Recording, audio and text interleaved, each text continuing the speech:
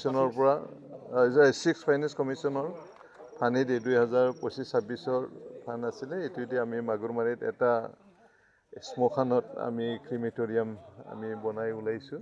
বেছি নাছিল, 20 লাখ টকা আছিলে আৰু আমাৰ ঠিকাদাৰে সুন্দৰভাৱে এইটো বনাই দিছে আৰু আজি আমি মাগুৰমাৰী ৰাইজৰ কাৰণে এইটো উৎসৰ্গা কৰিছোঁ। বৰ্তমান আপোনাৰ সমষ্টিত কি ধৰণৰ উন্নয়নমূলক কাম হৈ আছে বৰ্তমান? উন্নয়নমূলক বুলি ক'লে বাজেটে হোৱা নাই এতিয়ালৈ। আমি এতিয়া 2025 চনৰ ছেপ্টেম্বৰৰ 26 তাৰিখে নিৰ্বাচনৰ ফলাফল পাইছিল।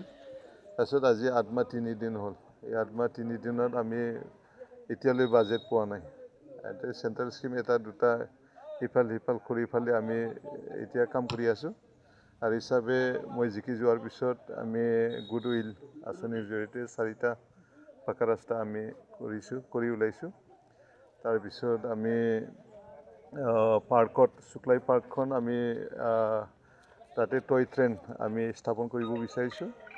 তাতে মিউজিকেল ফাউণ্টেইন থাকিব, বিভিন্ন বাচ্চাবিলাক খেলিব পৰা এক্টিভিটিছ খেল খেলিব পৰা এইবিলাক 3 কোটি টকাৰ আঁচনি ধৰা হৈছে।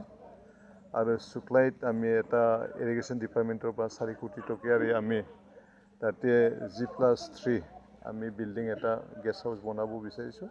এইটো আধাৰশিলা স্থাপন কৰা হ'ল। তাৰপিছত শুক্লাইতো মানে আমি বড়োলেণ্ড মাৰ্টিয়াৰ্ছ মানে সুৱাগপুৰত মই য'ত থাকোঁ তাৰে ওচৰত এটা স্পেচ আছে। তাত আমি 3 কোটি টকা বড়োলেণ্ড মাৰ্টিয়াৰ্ছ ভৱন বনাব এই কম দিনৰ ভিতৰত। এইটো আধাৰশিলা স্থাপন কৰিলোঁ। নাওকাটাত আমি যিটো হায়াৰ ছেকেণ্ডেৰী স্কুল আছে এইটো 1 কোটি টকাৰে আমি বনাই থকা হৈছে। তাৰ বাহিৰেও আজি ঔবাৰীত আমি ডাঙৰকৈ এখন মানে কমিউনিটি হল বনাওঁ 1 কোটি টকাৰ। এইটো আধাৰশিলা স্থাপন কৰিলোঁ।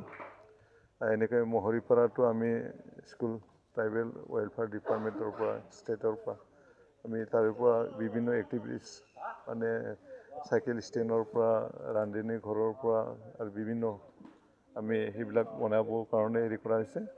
তাৰ বাহিৰে বিভিন্ন আজি ইয়াতে মথুৰা যিটো FIS আজি ইৰিগেশ্যন এই কামবিলাক কৰি আছে। এনেকৈ বহুত আৰু কৰি আছে, মনত পৰা নাই এতিয়ালৈ কিছুমান। যিটো প্ৰজেক্ট আধৰুৱা হৈ আছে কিছু ঠাইত সেইটো সোনকালে কৰিবৰ কাৰণে আমি কৰিছোঁ। ইতিমধ্যে আমি চেণ্ট্ৰেলৰ পৰা বিল আনিবৰ কাৰণে এতিয়াও ঠিকাদাৰবিলাক আমি দি আছোঁ। যিখিনি পাৰিছোঁ আনি পেলাই আমি তেখেতলৈ দি আছোঁ। যিবিলাক আধৰুৱা কাম আছে সোনকালে সম্পন্ন কৰিবৰ কাৰণে নিৰ্দেশ দিয়া হৈছে।